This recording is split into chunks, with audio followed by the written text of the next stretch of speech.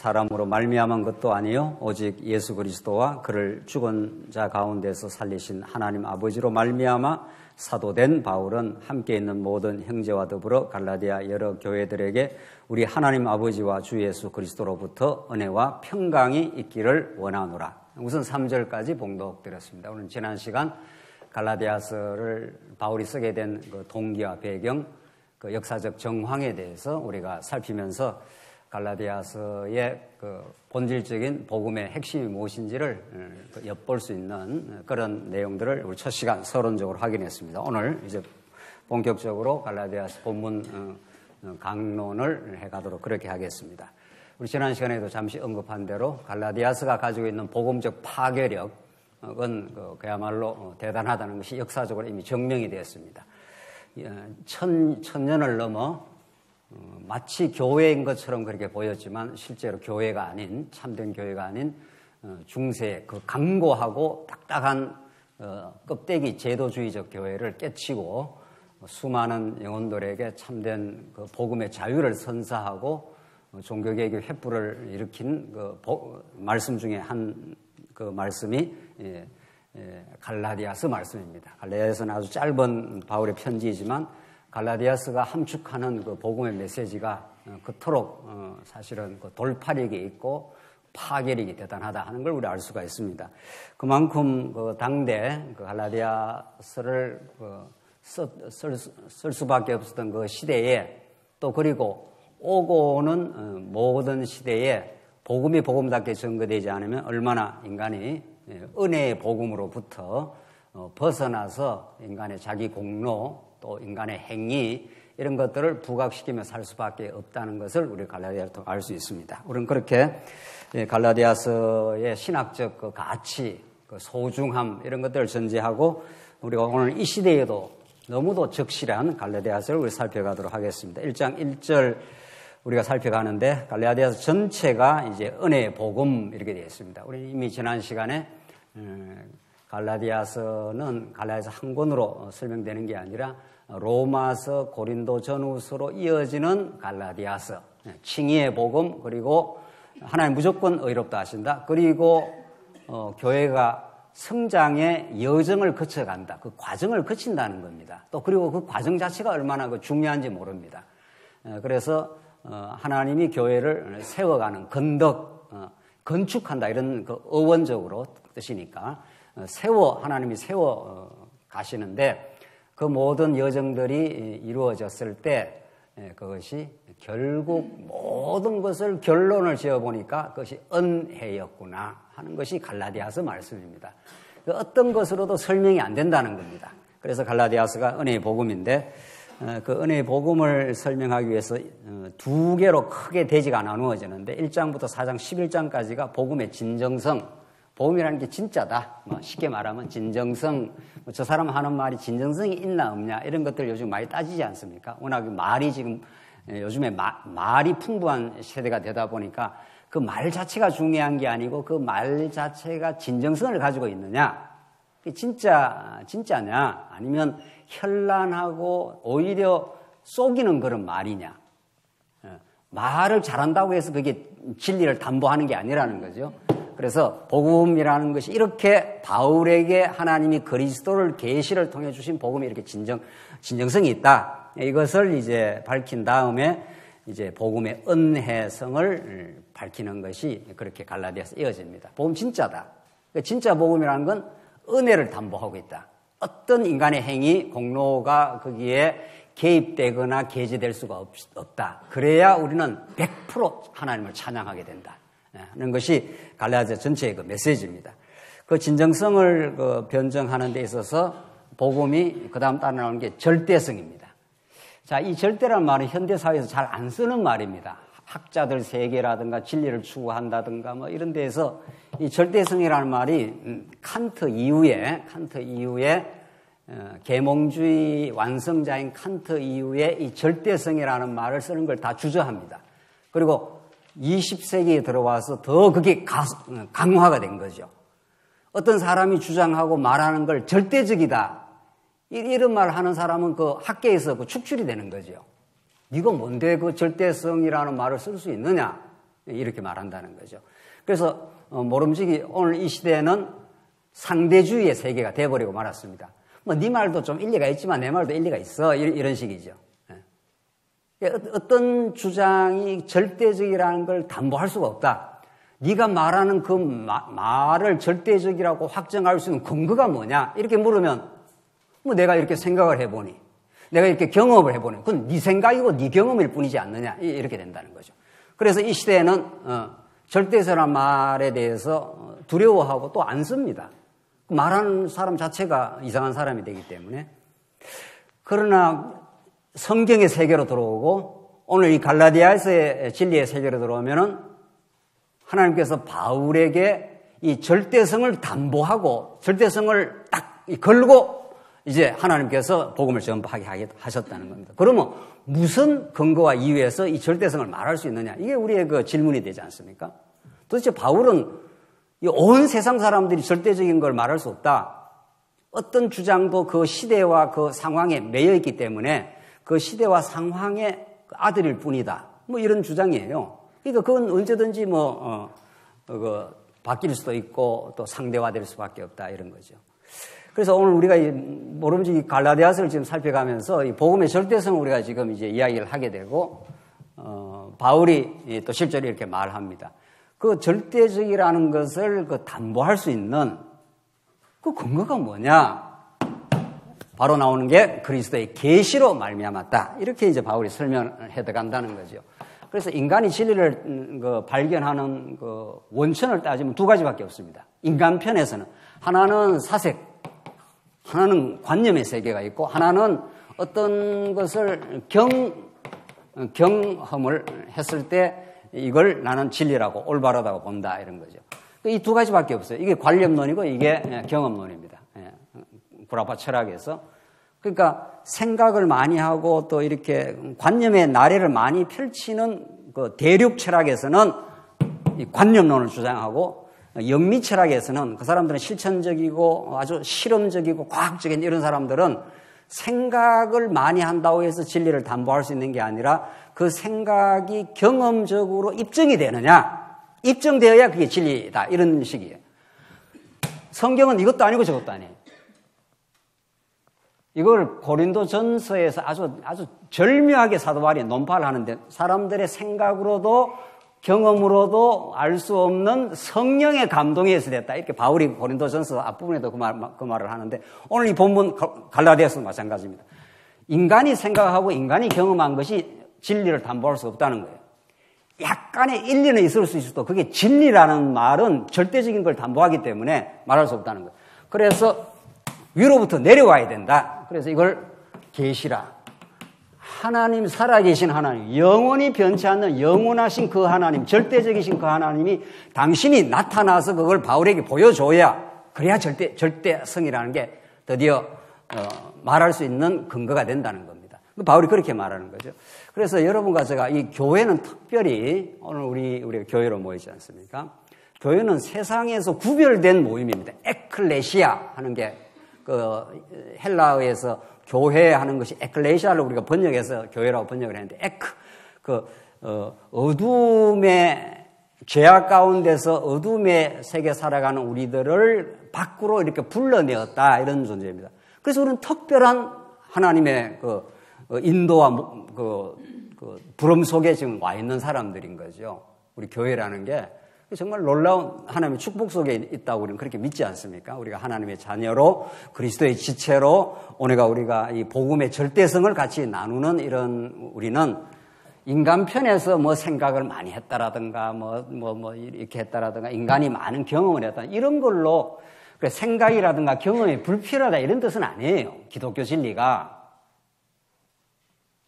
기독교 진리는 근본 하나님의 계시부터 주어지는 건데, 이런 계시의 말씀을 잘 생각하게도 하고, 사도 바울이 예수 그리스도를 깊이 생각하라 그렇게 말하지 않습니까?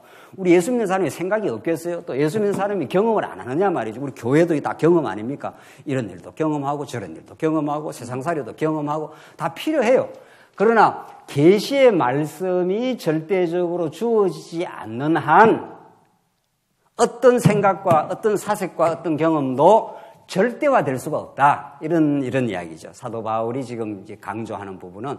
그래서 우리 여러분과 제가 오늘 하나님의 계시의 말씀을 이렇게 상고를 하는 겁니다. 우리가 논어맹자를 지금 보고 있는 게 아니잖아요.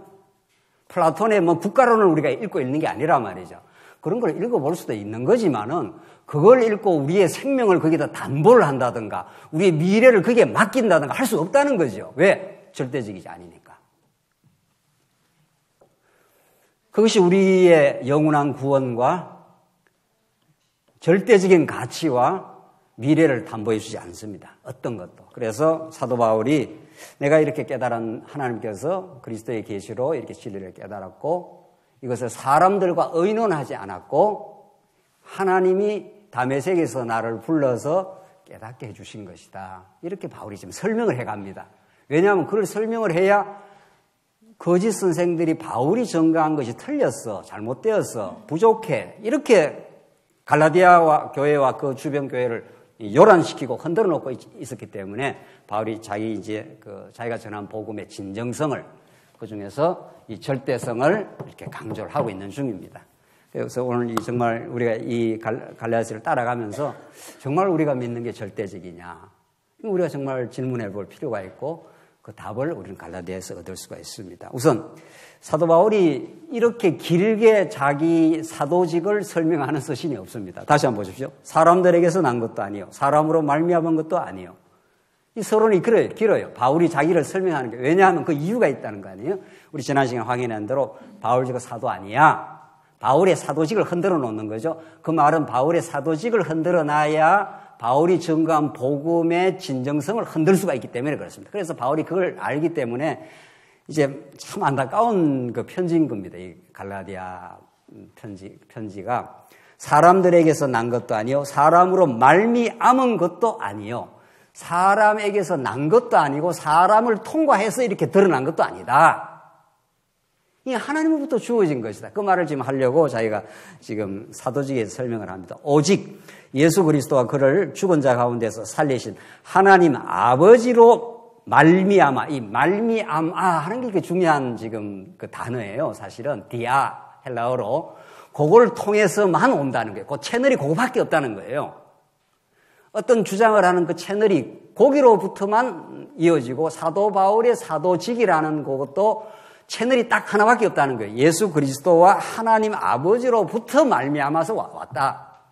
그래서 내가 증거한 것이 진정성이 있고 그것서 절대성이 있는 거지 내가 뭐 생각을 좀 했다라든가 내가 많이 연구를 했다라든가 내가 무슨 이 세상 경험을 많이 해서 그러니까 이것이 옳다 이렇게 말하는 게 아니다. 지금 바울은 지금 그걸 말합니다. 오히려 바울은 조금 더 나가면은 내가 다른 유대교의 영갑자들보다 더 많이 내가 유대교에 열심을 냈고 많이 내가 율법을 잘 알기도 했다.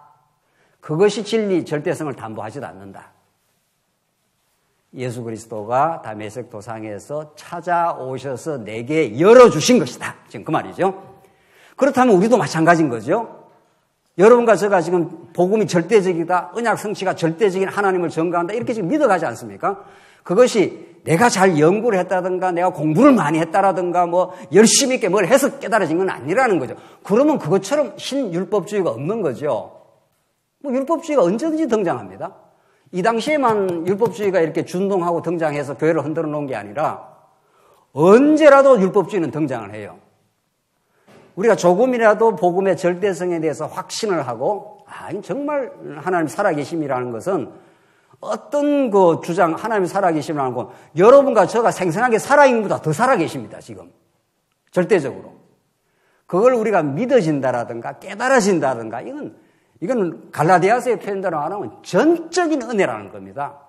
그래서 우리 종교개혁자들이 아까 오늘 권사님도 기도하셨지만 지금 이 시절이 종교개혁의 계절이에요. 사실은 그 종교개혁자들이 우리처럼 이렇게 치밀하게까지 성경 전체를 관통하지는 못했어도 하나님께서 그 시대에 특별한 하나님의 은혜의 깨달음을 주셨어요. 그래서 솔라 그라티아 하는 말 죄송합니다. 이거 라틴어인데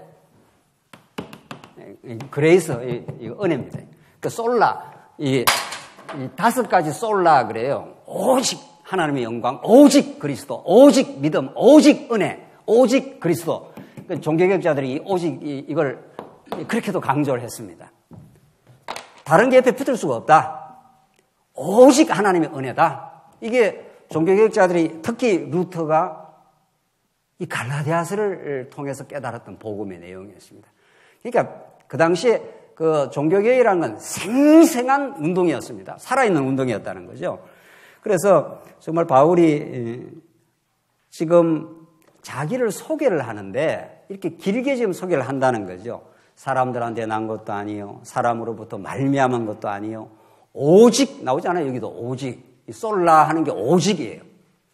채널이 딱 하나밖에 없다는 거예요. 예수 그리스도와 하나님 아버지로부터 내가 사도로 부름을 받았다. 그게 다메섹 사건 아니에요. 바울이 언제 사도 되려고 무슨 자원했습니까? 내가 사도 돼야 되겠습니다. 이렇게 뭐 한 적이 있냐고요. 하나님이 바울을 부르시고 하나님이 강권적으로 바울을 끄꺼놓고 눈을 감겼다가 다시 눈을 띄워요. 네 자아를 다시 다 죽여버리고 십자가에서 다시 새로 거듭나게 한 인생으로 하나님 만들어주겠다. 그래서 바울이 구약을 보는 눈이 완전히 달라져 버렸고 자기 인생을 보는 눈이 달라졌고 세계를 해석하는 해석의 관점이 달라져 버린 게 사도 바울이에요. 그래서 바울이 이렇게 자기가 그렇게 하나님 아버지로 말미암아 사도된 바울은 그렇게 말하지 않습니까? 자기의 사도직이라는 게 내가 잘나서 내한테 무슨 근거가 있어서 사도가 된 게 아니다. 그걸 지금 강조하고 있는 거 아니겠어요? 그걸 서두에서도 말씀드린 그걸 강조하는 이유는 내가 이렇게 대단한 사도다. 이걸 강조하는 게 목적이 아니라 바울은 자기 증명을 하는 게 아니라 내가 사도로서 부름을 받았고 내가 하나님께서 깨닫게 한 이 내가 전했던 복음이 진짜다. 이걸 지금 그 복음의 진정성, 복음의 정당성하고 이 사도직하고는 불가분의 관계인 거죠. 그래서 사도 바울이 사도직에 대해서 그렇게 많이 고린도 전후서도 그랬고 오늘 갈라디아서도 그렇고 강조를 하고 있는 중입니다. 한번 보십시다. 그래서 2절 함께 있는 모든 형제와 더불어 갈라디아 여러 교회들에게 하나님 우리 아버지와 주 예수 그리스도로부터 은혜와 평강이 있기를 원하노라. 바울이 이게 아주 즐겨 하는 인사의 내용입니다. 은혜, 평강, 이게 우리 신앙생활의 전부입니다. 실제로가 복음을 깨달았다, 언약 성취에 하나님 살아계신 하나님 여호와를 깨달았다는 그 구체적인 내용을 우리가 이야기를 하라 하면은 하나님의 존재와 속성을 근본적으로 이야기할 수 있고 그걸 구체적으로 우리의 신앙에 와닿게 설명을 하라 그러면 은혜와 평강이에요. 그러니까 바울이 그 언어를 딱 쓰고 있는 거 아니에요.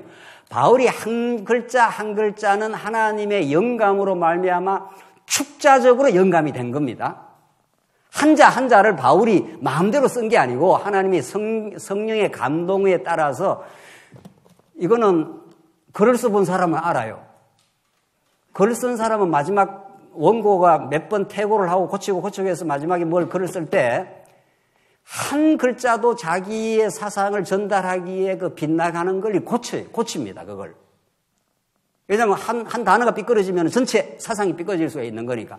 바울은 더더욱이 하나님의 복음의 절대성을 전가하는 사람 아닙니까? 또 하나님께서 바울을 그렇게 감동을 한 거 아니겠어요? 그러니까 바울이 선택한 어휘는 아무렇게나 이렇게 선택된 게 아닙니다. 그래서 기독교 신앙을 꽉 짜가지고 압축을 딱 하면 은혜와 평강이라는 거예요.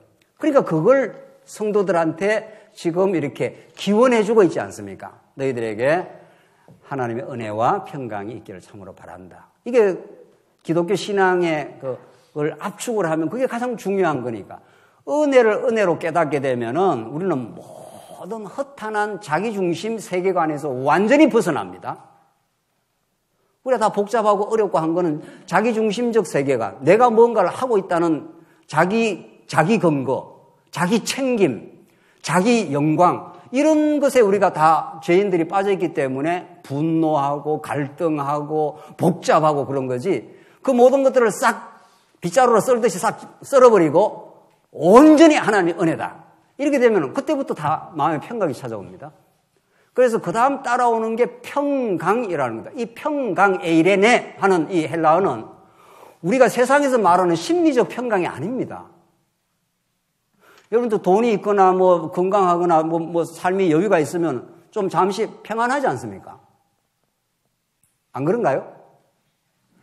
모든 여건이 좀 이렇게 무난하고 이러면은 이렇게 좀 기분학상, 그걸 기분학상 평강이라 하십시다. 기분학상 좀 이렇게 편안하잖아요. 근데 언제 이 평안이 없어집니까? 언제? 돈이 안 들어오거나, 사업이 망했거나, 뭐, 건강이 안 좋거나, 이러면 당장 기분학상 마음이 불편해지죠. 성경이 그런 평안을 말하는 게 아닙니다. 만약 그런 평안을 그렇게 환경이 바뀌어서 아사져가는 평안이라면 바울은 평안을 말할 수 있는 건 자격이 없는 사람이에요.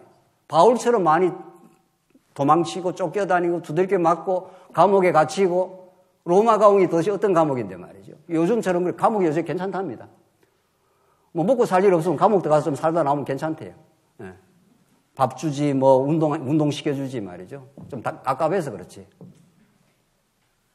바울이 들어갔던 로마 감옥은 그런 감옥이 아닙니다. 그런데 바울이 평강을 말하는 건 무슨 말입니까? 평강은 상대적 개념이 아니라 절대적 개념이에요.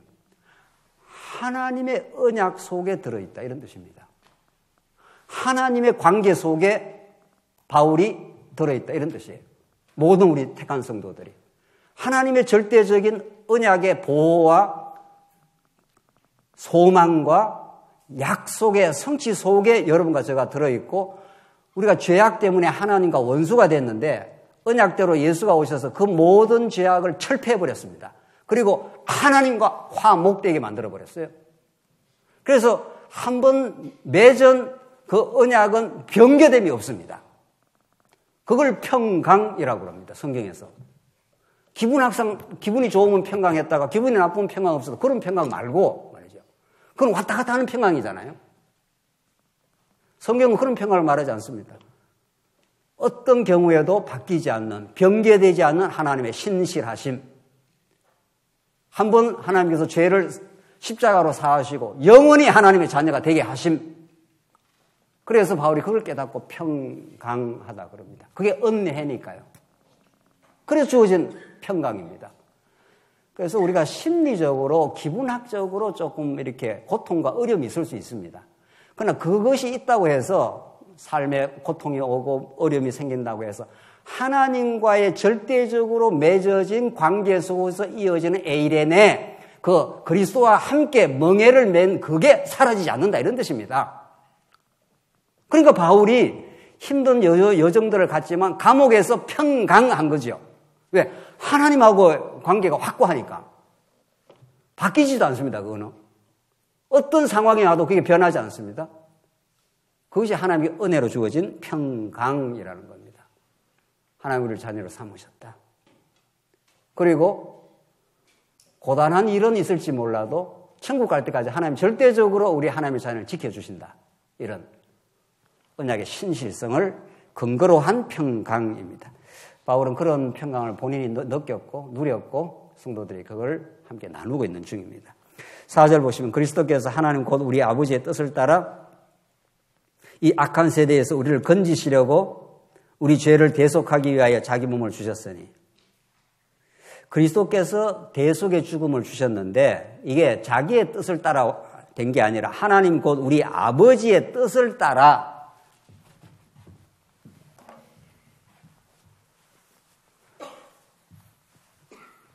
하나님께서 사도 바울에게 자기의 대속 사건을 설명하면서 이 십자가가 언약의 절정이고 하나님 살아계심과 그 무궁한 은혜를 보여주는 계시의 절정이면서 하나님을 하나님답게 여호와로 드러내는 절정이 십자가와 부활 사건, 물론 뭐 성천 뭐 다 그리스도 사건은 다 포함됩니다만은 무슨 집중적으로 말하자면 십자가와 부활 사건인데 하나님 여호와를 언약의 성취를 통해서 보여줄 뿐 아니라 이것이 하나님의 언약 백성들에게는 대속의 죽음이라는 겁니다. 그러니까 하나님 여호와와 대속은 분리되거나 모순되는 관계가 아닙니다. 이걸 소위 말해서 구속이라 그러잖아요. 구속사라는 거. 마치 언약 성취사를 말하면 대속은 뭐 말 안 해도 되는 것처럼 또 혹시 말하면은 뭐 언약 성취사를 이렇게 폄하하는 것처럼 말하는 그런 경우가 많아요. 절대로 그렇지 않아요. 바울은 그렇게 말하지 않아요. 하나님의 영원한 뜻, 영원한 하나님의 뜻을 따라서 예수님이 오셔서 하나님이 어떠신 분인가를 드러낼 뿐 아니라 그것이 택한 성도에게는 모든 악한 세대에서 우리를 건져내시는 대속의 죽음이라는 거예요. 그러니까 하나님 여호와 되심의 그 무한한 능력과 은혜는 대속이라는 방법을 통해서 실현이 된다는 거예요. 그렇죠? 그러니까 하나님 여호와 사상하고 이 그리스도의 대속하고가 대립되거나 하나를 선택하면 하나를 포기해야 되는 게 아니라 종속이 되어 있는 거죠. 바울이 그렇게 설명하는 거죠. 4절 한번 다시 보십시오. 그리스도께서 하나님 곧 우리 아버지의 뜻을 따라 하는 건 언약 성취를 따라 이런 뜻입니다. 영원한 하나님의 작정이니까 그 작정은 역사 가운데 드러날 때는 언제나 언약의 방식으로 드러나는 거니까 뜻을 따라 이 악한 세대에서 우리를 건지시려고 왜 하나님께서 그렇게 하셨나 하면 하나님 여호와이심의 영광을 드러낼 뿐만 아니라 우리를 이 악한 세대에서 이렇게 건져내려고 했다는 거예요. 이스라엘 백성들을 애굽에서 건져냈지 않았어요. 광야로 그리고 가나안 땅으로 그렇잖아요. 그 애굽에 그냥 두면은 이스라엘 백성들은 하나님을 섬기지도 않고 그 감격과 기쁨도 없고 죄의 종로를 하는 인생들이잖아요. 그러니까 하나님께서 건져내어 그의 영광과 은혜를 깨닫게 하려고 집어넣은 겁니다. 애굽에다가 왜? 너희들 능력으로 못 나와. 너희들은 나를 떠나서 살면 그게 참 행복이 아니야. 그걸 깨닫게 하려고 하나님께서 그래서 건져내어 그 언약 성취의 위대한 영광을 계시하는 게 근본 목적이에요. 그렇게 하려고 집어넣어버린 거예요. 집어넣었다가 이스라엘 백성들의 힘으로 못 나오잖아요. 열재앙으로도 못 나오잖아요. 그러니까 무엇으로? 유월절 어린 양의 대속의 피를 통해서만 나올 수 있다는 걸 깨닫게 해요. 그래야 이스라엘 백성이 찬양이 넘치죠. 그렇잖아요. 그냥 하나님께서 가나안 땅에 집어넣어도 돼요. 자손 땅 통치를 주겠다 해서 그냥 자손을 번창시켜서 그냥 가나안 땅에 넣으면 되지. 뭐 복잡하게 애국으로 집어넣었다 뺐다 그래 하느냐 말이죠. 그래서 하나님께서 이 대속이라는 방법을 통해서 이 구속이라는 방법을 통해서 하나님이 얼마나 은혜로우시고 얼마나 신실하시고 능력 많은 여호와 하나님 걸 깨닫게 하려고 애굽에다 집어넣어 버렸다는 거예요. 팔아가지고 요셉을 그렇잖아요. 요셉 그 형들이 요셉을 팔아한 걸 하나님 아셨습니까? 몰랐습니까? 그거 알지요. 하나님 그걸 모르실 리가 있나요? 팔도록 그냥 내버려 두는 거예요. 들어가라는 거예요. 따지고 보면 들어가서 400년 종살이를 해봐야 여기는 살 때가 아니구나. 다시는 살 때가 아니구나. 이걸 깨닫게 하려고. 지긋지긋한 죄악의 권세 속에서 노예 생활이 얼마나 고통스럽다는 걸 뼈저리게 경험하고 또 스스로 힘으로도 못 나와요. 그 감옥에서 나올 수가 없어요. 그래서 하나님께서 유월절 어린 양의 대속의 피를 통해서 나오게 되어 있습니다. 그러니까 하나님이 여호와 사상하고 그리스도의 대속 사상하고는 잘 조화가 되는 거죠. 그렇잖아요. 그런 말이 있어요. 애를 목욕을 다 시켰어. 목욕을 시켰는데 목욕시키고 나면 물이 더럽지 않습니까? 목욕물을 버려야 되잖아요. 근데 목욕물을 버리다가 뭐까지 버려버려요? 애까지 덜렁 다 버려버린다, 엄마가. 목욕물만 버려야 되는데, 더러운 목욕물을 버리면서 애까지 덜렁 버려버렸다. 그런 거예요. 우리 언약 성취사가 너무도 확고한 진리예요. 그런데 언약 성취사를 말하다가 구속이 별거 아니라는 거예요. 구속이 별거 아닌가요, 진짜? 구속이 없으면 우리는 죽음에서 생명으로 옮기지를 못합니다. 이걸 통하지 않으면 하나님 여호와를 절절하게 깨닫지를 못해요. 그래서 하나님이 애굽에 400년 종살이로 집어넣었다가 자기 힘으로는 절대로 못 나오게 해서 나오게 하는 거죠. 이스라엘에서는 여호와 하나님을 찬송하리로다 하면서 막 그 홍해 바다를 건너면서 여호와 하나님 그렇게 노래 부르고 있잖아요. 바울이 정확하게 그렇게 설명하죠. 이 악한 세대에서 우리를 건지시려고 우리 죄를 대속하기 위하여 우리 죄를 대속했지 않았습니까? 그렇게 대속을 해줌으로 정말 하나님이 언약에 신실한 우리 여호와 하나님이시구나. 정말 은혜로우신 분이구나. 정말 우리를 사랑하시는 거구나. 빛 가운데 살면 빛의 고마움을 모르잖아요. 그래서 하나님이 한번 어두움의 시간을 주시기도 하고 다시 빛 가운데로 인도해 내시기도 하고 그래서 대속이라는 게 있는 겁니다. 정말 우리가 언약 성취사의 이 관점을 소중하게 여긴다면은 정말 하나님께서 그 여호와 하나님의 여호와 하나님 되심을 그 풍성한 갈라디아서 오늘 말씀에 따른 그 풍성한 은혜를 깨닫게 하려면 사도 바울이 정확하게 딱 좀 요즘 앞 서두에서 딱 찍고 들어가잖아요. 이게 갈라디아 전체 지금 요지란 말이죠. 요 지금 4절의 말씀이 바울은 언제나 앞에서 딱 그 뒤에 설명할 그 요지를 먼저 딱 설명하고 이제 풀어나가는 거죠. 그래서 자기 죄를 대속하기 위해 자기 몸을 주셨으니 자 그렇게 한 것은 5절이 목적이에요. 영광이 그에게 세세토록 있을지어다. 아멘 하잖아요. 이렇게 하신 것은 우리를 여기서 건져내는 게 궁극적인 목적이 아니고 이 건져내는 건 우리 편에서는 너무도 중요한 거죠. 우리는 죽었다가 살아나는 거니까. 애굽에 있다가 광야에서 가나안 땅으로 가는 거니까 이스라엘에서 얼마나 이게 기쁨이겠어요. 그러나 그 기쁨을 넘어 하나님께 영광이 되게 하기 위해서다. 정확하게 바울은 그리스도 중심이자 근본적으로 하나님 여호와 딱 중심으로 나가는 거죠. 우리 하나님 아버지에게 영광이 세세토록 있을지어다. 아멘 하잖아요. 자, 우리가 복음을 복음답게 깨닫는다는 거 정말 우리가 지나온 세월 동안 복음 우리가 많이 듣고 왔지만 올바른 균형과 올바른 그 자리매김 속에서 잘 정리되어 깨달을 이유가 있는 거죠. 그런 거죠. 그렇게 우리가 잘 깨닫기 시작하면은 정말 하나님의 살아계심과 그 위대한 속성이 어느 성경에서도 잘 드러날 뿐 아니라 또 우리를 죽음 가운데서 대속해내시고 그걸 통해서 우리의 생명을 느끼게 하시고 그 하나님의 오늘 갈라디아서의 말씀처럼 은혜의 복음으로 들어가게 합니다. 6절 보십시다. 자, 6절로 10절 보시면 갈라디아 형제들에게 전한 복음의 이제 절대성에 대해서 이제 본격적으로 강조를 하는데 그리스도의 은혜로 너희를 부르신 이를 이같이 속히 떠나 다른 복음을 따르는 것을 내가 이상하게 여기노라. 6절에 바로 갈라디아서의 주제어가 나오지 않습니까? 키워드가 나옵니다. 그리스도의 뭐라고 했습니까? 은혜로 너희를 부르신 이를.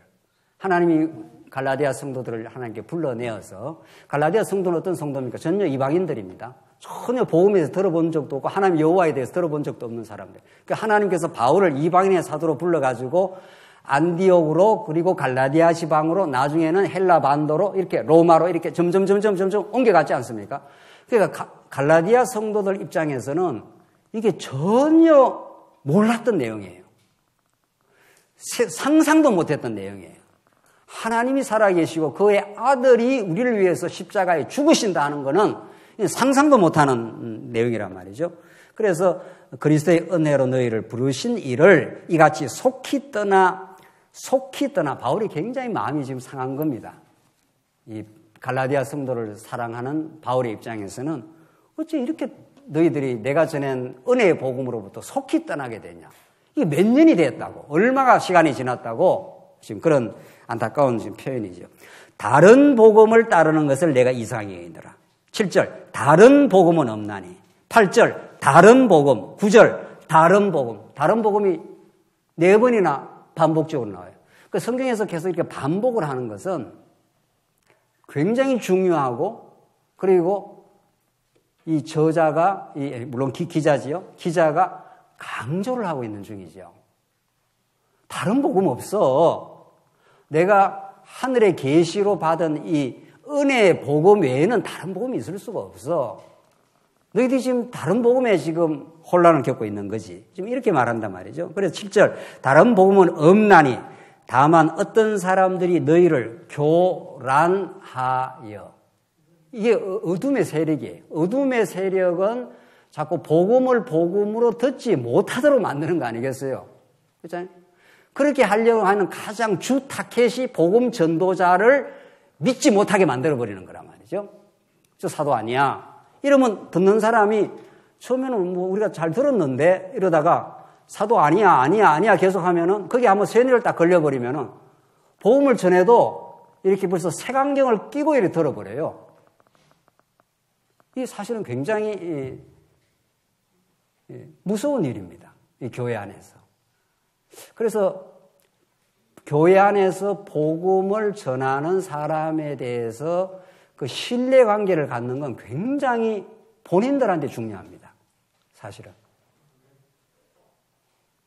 그러니까 그 신뢰관계가 형성이 안 되면 전하는 복음이 잘 이렇게 자꾸 걸림돌이 된단 말이죠. 저 가짜 아니야? 저러다가 지금 나중에 뭘 어떻게 하려고 그런 거 아니야? 말만 저거 번들한 거 아니야? 이렇게 자꾸 된다는 거예요. 이건 뭐 복음 전도자도 조심해야 될 일이고, 또 우리 장로님들 특히 여기 많이 계시잖아요. 장로님들 하시는 일이 뭡니까? 성도들의 영혼을 말씀으로 지켜가는 일인데, 그 복음 전도자에 대해서 이렇게 복음이 변질되지 않도록 그렇게 지켜나가는 그 일들은 교회를 건강하게 세우는데 아주 결정적으로 중요한 거죠. 그래서 이 거짓 선생들이 들어와가지고 너희를 교란하여 그리스도의 복음을 변하게 하려 함이라. 대비를 시키고 있지 않습니까? 예. 다른 복음과 그리스도의 복음을 지금 사도 바울이 대비를 시키고 있는 거죠. 그래서 사도 바울이 우리 서두에서 말씀했습니다마는 복음의 절대성을 담보하는 건 바울이 뭐 많이 생각을 했다라든가 바울이 뭐 경험을 했다든가 이런 게 아니라 그리스도께서 다메섹에서 오히려 예수 믿는 사람을 잡아 죽이려고 가던 바울에게 하나님이 그리스도가 나타나신 거죠. 그래서 그냥 열어서 보여준 겁니다. 그리스도의 계시로. 그걸 기록하게 했고 여러분과 저는 성령의 감동으로 이걸 읽으면서 그리스도의 계시를 지금 깨닫고 있는 중이고 이렇습니다.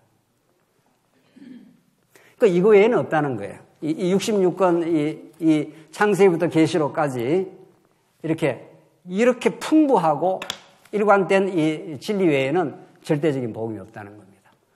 그래서 우리가 뭐 신문도 보고 TV도 가끔 보고 뭐 여러 가지 잡지책도 보고 이렇게 하잖아요. 그런 것들은 전부 일리 있다. 일리가 있는 말이다. 이 정도로 해석하면 딱 맞는 거죠. 한자로 적어드리죠. 진리의 복음이 아니라 그런 거는 세상에 수많은 이치 가운데 일리가 있다. 뭐 이 정도인 거죠. 우리가 일리 있는 말에 우리의 생명을 걸고 우리의 미래를 걸 수 있겠냐 말이죠. 사도 바울이 지금 말하는 거는 그리스도의 복음 이렇게 있어요. 그리스도는 하나님의 아들, 하나님의 아들의 권위는 하나님의 권위를 담보하고 있는 거니까 알죠? 그래서 바울이 다른 복음과 그리스도의 복음을 지금 대비를 하고 있습니다. 8절. 그러나 우리나 혹은 하늘로부터 온 천사라도 우리가 너희에게 전한 복음 외에는 복음 외에 다른 복음을 전하면 저주를 받을지어다. 우리가 전에 말하였거니와 내가 지금 다시 말하노니 만일 누구든지 너희가 받은 것 외에 다른 복음을 전하면 저주를 받을지어다. 아주 바울이 막 강경합니다. 보통 강경한 게 아니에요. 이게 지금 진리 문제에 대해서는 이렇게 양보 없고 타협이 있을 수 없는 거죠. 10절. 이제 내가 사람들에게 좋게 하랴 하나님께 좋게 하라 사람들에게 기쁨을 구하랴. 내가 지금까지 사람들의 기쁨을 구하였다면 그리스도의 종이 아니니라. 이거 보통 심각한 문제가 아닌 거죠. 복음 전도자들이 언제나 빠지는 유혹, 그리고 쉽게 떨쳐내지 못하는 유혹 중에 하나가 이 유혹입니다. 성도들의 귀에 잘 들리도록 해준다는 거죠. 그러니까 복음이라는 걸 물론 눈높이에 맞춰서 이렇게 좀 쉽게 풀어서 가르치는 그런 교육적 접근은 필요하지만 그 교육적 접근이 조금 더 도를 지나치면 그러니까 그 사람의 동기가 문제예요. 전하는 사람의 동기가. 정말 복음을 올곧게 전해서 성도들이 그 복음에 의해서 꼬꾸라질 거 있으면 꼬꾸라지고 찔림이 있으면 찔림이 있고 은혜를 깨달을 거 있으면 깨달을 게 있고 그걸 하나님이 하시는 일이죠. 그러니까 성경을 그대로 전가하느냐 안 하느냐. 거짓 선생들은 청중의 귀를 즐겁게 해주는 거죠. 그리고 그 즐겁게 해주는 그 피드백을 아주 좋아하는 거죠. 바울은 그렇지 않았습니다. 바울은 올곧게 복음을 전했고 하나님께 전해서 깨닫고 감격 속에 살아가는 사람도 있었지만 그 당시에 율법주의자들은 바울의 복음에 정면적으로 충돌을 일으켰고 그래서 바울을 죽이려고 한 거 그런 거죠. 하나야 선지자가 있어요. 구약의 에레미야에 하나냐 선지자와 에레미야 선지자를 사도바울이 아니라 에레미야서가 딱 대비를 시키고 있는데 하나야 선지자는 뭐라고 예언을 했는가 하면은 하나님 여호와의 이름을 빌어갖고 하나야 선지자가 예언을 해요. 너희들 이제 잡혀가지만 2년 만에 돌아온다. 그 사람들이 열광을 하는 거죠. 그 사람들이 귀에 맞춰주는 거죠. 그 사람들이 원하는 걸 해주는 거죠. 구약이나 지금이나 또 앞으로 미래다. 복음 전거자가 가는 길이 성도들의 길을 즐겁게 해주는 게 아니라는 거예요. 그 길을 즐겁게 해주려면 2년 만에 돌아온다. 얼마나 좋았겠냐 말이죠. 그 당시에 막 예레미야가 복음을 전파할 때는 막 성곽이 무너지고 성전이 지금 불타는 그런 시점인데 이제 곧 바벨론으로 막 잡혀가는 판인데 예레미야가 등장을 했습니다. 하나의 선지자 바로 뒤에 예레미야 등장. 아니야. 70년 있다 돌아와. 가서 집 짓고 살아. 70년이 있으니까 뭐 금방 갔다 돌아올 것도 뭐 집 짓고 뭐 과수나무 짓고 할 필요가 없잖아요. 대충 있다가 돌아오면 되니까. 그 사람들이 누구를 좋아했겠어요? 누구를 좋아했겠냐고요? 하나님을 좋아하죠. 예레미야는 정한 때에 돌아온다. 70년이 차야 돌아온다 했다가 그 당시에 방백들이 예레미야를 잡아서 구덩이에다 집어 던졌습니다. 네가 인마 뭔데 70년이나 걸린다 말하고 있어. 응? 우리가 그럼 70년 동안 살아야 돼? 이런 거죠. 누구 예언이 성취됐습니까? 예레미야 예언이 성취됐어요. 그래서 사도 바울이 지금 내가 사람들에게 기쁨을 구하리라. 내가 지금까지 사람들에게 기쁨을 구하였다면 그리스도의 종이 아니니라. 이건 보통 심각한 문제가 아니에요. 복음을 복음답게 전하는 건 사람이 하는 일이 아니에요. 근본적으로 인간은 사람들로부터 인기를 구하게 돼 있고 그래서 아담이 그래서 쓰러진 겁니다. 그래서 둘째 아담이 와서 너 뛰어내려. 이 천하 만물을 다 네가 내한테 절하면 보여주마. 예수님께서 유혹을 물리치신 거죠. 니나 가져. 니나 가지라고. 니나. 나는 그런 게 필요 없으니까. 그게 예수님이 하시는 일이에요. 그리고 예수님의 영이 우리 안에 역사해야 그게 가능한 일이에요. 그래서 복음 전가한다는 게 이렇게 사뭇 장난이 아닌 거죠. 오히려 어떨 때는 죽음을 각오하고 전하는 거죠. 청중들을 의식해가지고 청중들의 길을 달콤하게 하는 게 복음 전가하는 게 아니라는 겁니다. 11절 형제들아 내가 너에게 알게 하노니 내가 전한 복음은 사람의 뜻을 따라 된 것이 아니니라. 이는 내가 사람에게서 받은 것도 아니요 배운 것도 아니요 오직 예수 그리스도의 계시로 말미암은 것이니라. 이 사도 바울의 투철 처음과 끝이 바로 계시 사상이에요. 성경 전부가 하나님의 계시 사상이고 하나님이 영원히 살아계신 그 하나님이 영원히 역사를 지배하고 우리를 하나님의 자녀로 만드시고 천국을 당신 스스로의 주권으로 만들어주겠다. 성경 처음부터 끝까지 그 내용이에요. 인간이 그런 하나님이 하시는 일에 조금이라도 보탬이 되지 않는 거죠. 조금이라도 거기에 플러스가 되지 않는 거죠. 우리가 하나님의 뜻을 깨달아 교회를 위해서 섬긴다든가 우리 성도들을 사랑한다든가 우리가 그 소중한 연보를 한다든가 이거 우리가 하지 않느냐고. 성령께서 이렇게 찾아오셔서 타락하고 부패한 자기 중심적인 우리 인생을 바꾸어 놓아서 사도 바울처럼 자기 영광에 치달아가던 바울을 하나님께서 다메섹 도상에서 사로잡아가지고 바울로 하여금 그렇게 사랑에 강권해서 그렇게 바울로 하여금 하도록 그렇게 누가 그렇게 만들어줍니까? 바울 안에 역사하시는 이제 내가 산 것이 아니요 내 안에 그리스도가 사신 것이라 바울이 갈라디아서 2장 20절에서 그렇게 고백을 해요. 이제는 내가 십자가에 못 박혔나니 이제 내가 산 것이 아니요 내 안에 그리스도가 사신 것이라 이렇게 바울이 갈라디아서에서 생생하게 증거하고 있다는 거예요. 이렇게 분명하고 확실하게 은혜의 복음을 갈라디아서가 증거를 하고 있기 때문에 어떤 교회에서 공로가 인정될 수가 없는 거죠. 우리가 주를 위해서 살았다면 너무 감사하고 놀라운 하나님의 은혜인 거죠. 그런 거죠. 이게 하나님의 은혜였습니다. 그래서 천국 가서 이렇게 면류관을 씌워주면은 면류관을 벗어 어떻게 해요? 벗어 죽게 던지며 하나님 당신이 내 안에서 행하신 일입니다. 당신의 은혜의 영광입니다. 그래서 나는 너무 감격하고 감사할 뿐입니다. 이게 우리 천국 가서 부르는 노래입니다. 여러분과 제가 그렇게 살게 하시려고 하나님께서 이 갈라디아서에 나온 그리스도의 계시로 나타난 것이라 바울이. 하나님께서 그래서 바울을 그렇게 교회를 잔해하는 죄인으로 하나님께서 만들어 놓고 불러서 의인 만들어 가지고 평생을 주를 위해서 살도록 평생을 교회를 위해서 뼈가 부스러지도록 그렇게 만드신 하나님, 그 하나님의 은혜를 바울은 평생 노래 부르고 여러분과 저로 하여금 그 노래를 부르도록 그 참된 행복 가운데 살게 하시려고 오늘 이 갈라디아서를 쓰고 있습니다. 기도하십시다. 자비하신 하나님 아버지 은혜를 감사합니다. 이 생생한 바울의 정언을 통해서 은혜의 복음을 들었습니다. 이 복음이 우리를 머리끝에서 발끝까지 사로잡아 그렇게 살게 하시옵소서. 예수님 이름으로 기도합니다. 아멘.